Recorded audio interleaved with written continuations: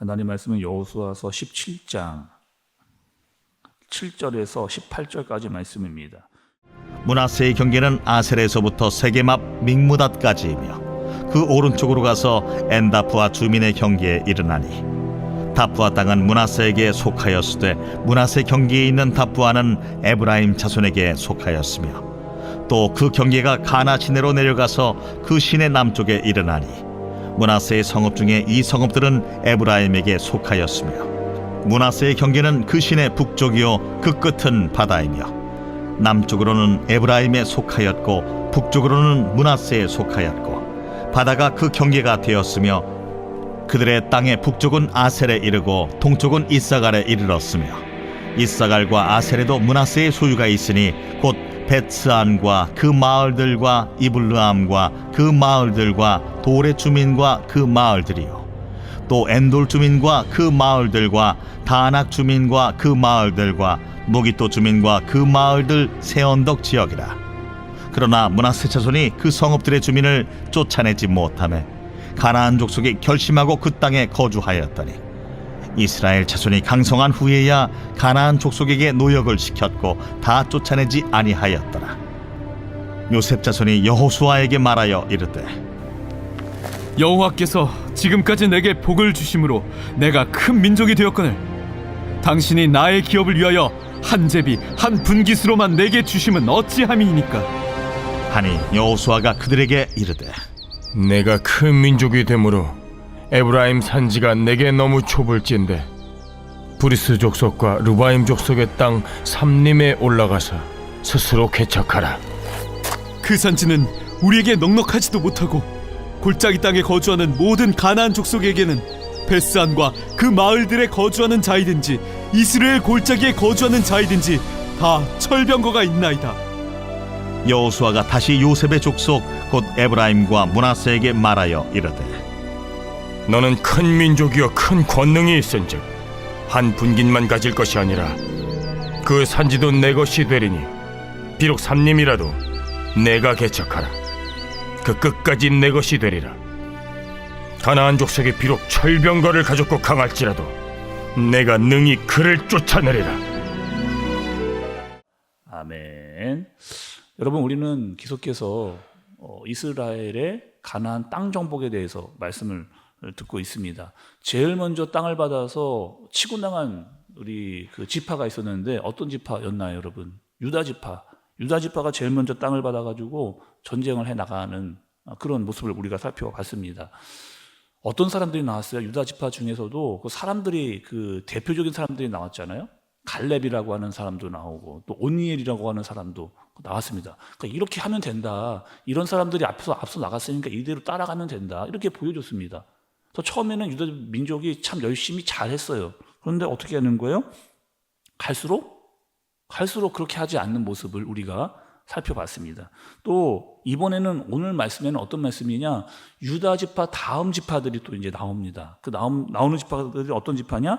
에브라임과 므낫세 지파라고 하는 지파들이 이렇게 나와요. 그런데 이 에브라임과 므낫세 지파의 특징이 있습니다. 어떤 특징이냐면 이들이 받았던 지역 중에는 어떤 지역이 있었느냐? 실로라고 하는 지역이 있었어요.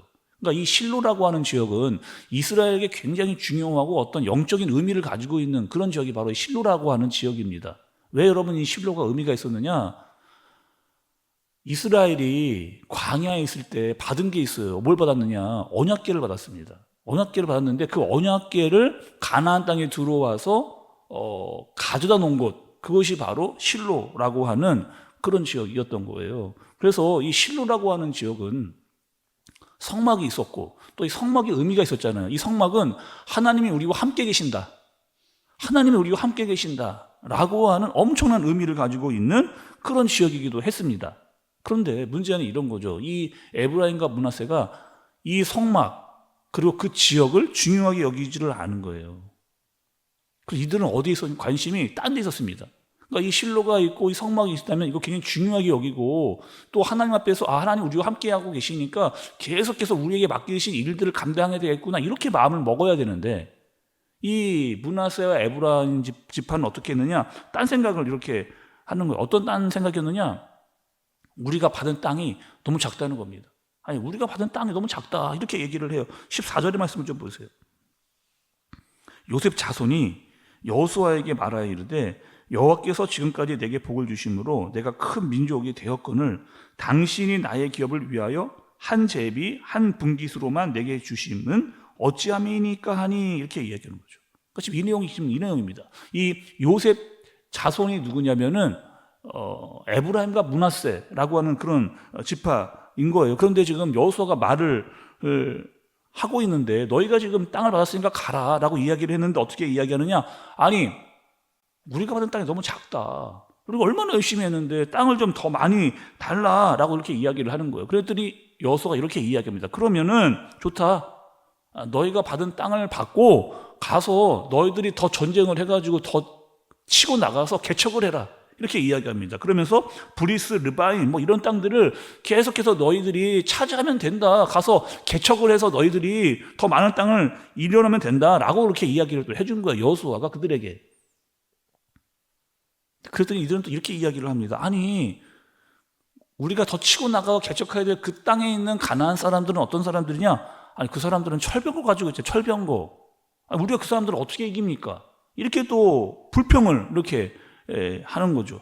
아니 지금 여호수아가 너희는 할 수 있다. 하나님이 너희와 함께 계시니까 너희가 받은 땅도 차지하고 또 그 땅에서 더 치고 나가서 더 많은 땅을 차지해라. 이렇게 이야기를 하고 계시는데 두려워하지 말라고 이야기도 해주면서 너희에게 실로라고 하는 땅도 있지 않느냐. 그러니 너희는 가서 너희가 받은 땅과 그 더 많은 땅들을 개척해서 차지해라. 이렇게 이야기를 지금 해주고 있는 그런 상황입니다. 여러분 우리가 봐야 될 게 있잖아요. 지금 에브라임과 므낫세가 땅을 받았는데 그 땅을 차지해야 됩니다. 근데 그 땅도 지금 차지하지 않은 상황이에요. 내가 받은 기업, 내가 받은 땅 그것부터 차지를 해야 되는데 그건 차지하지도 않고 아니 뭐 하는 거예요? 지금 불평만 지금 하고 있는 아니 왜 우리에게 요것밖에 안 되는 땅을 줬느냐 이렇게 불평을 하고 있는 그런 모습. 그리고 더 많은 땅을 갖기 위해서 너희가 개척을 해라 이렇게 이야기하는데 그것도 싫다. 아니 뭐 도대체 어떻게 하라고 지금 이렇게 하는 겁니까? 말씀을 저는 좀 보세요. 12절 13절을 보세요. 12절 13절. 그러나 므낫세 자손이 그 성읍들의 주민을 쫓아내지 못함으로 가나안 족속에 결심하고 그 땅에 거주하였더니 이스라엘 자손이 강성한 후에야 가나안 족속에게 노역을 시켰고 다 쫓아내지 아니하였더라. 계속해서 여러분 어떻게 했다고요? 쫓아내지 아니하였더라. 지금 므낫세와 에브라임 지파만 이렇게 한 게 아니고 이스라엘 전체 지파들이 다 지금 이런 모습을 가지고 있는 거예요. 하나님께서 가서 차지해라 얘기했는데 처음에는 좀 하는 듯 하다니만 어떻게 하는 거예요? 다 쫓아내지는 않은 그런 모습들을 자꾸 보여주고 있는 그런 지금 에브라임과 므낫세만 보여줬지만 사실 이스라엘 전체의 문제로 봐도 무방합니다. 지금 어떤 상황이에요? 아니 분명히 지금 하나님께서 그들에게 알려주신 뜻이 있는데 하나님의 뜻과 자기의 생각들이 완전히 다른 그런 모습을 좀 보여주고 있는 거잖아요. 하나님은 이렇게 이야기하신 겁니다. 가나안 땅으로 가서 가나안에 있었던 족속들 다 내보내라. 거기에 있는 죄악을 다 몰아내라. 지금 이렇게 이야기를 하시는 거예요. 왜? 그들을 몰아내지 않으면 그 죄의 영향이 너희에게들 오니까 그거 다 몰아내라. 거기에 지금 집중해라. 이렇게 말씀을 하시는데 이스라엘은 지금 거기에 관심이 없는 거예요. 몰아내는 것에 별로 관심이 없습니다. 그리고 가나안 족속에 있으면 더 좋다. 왜? 아니 우리가 해야 될 일을 그들 다 시키면 되니까.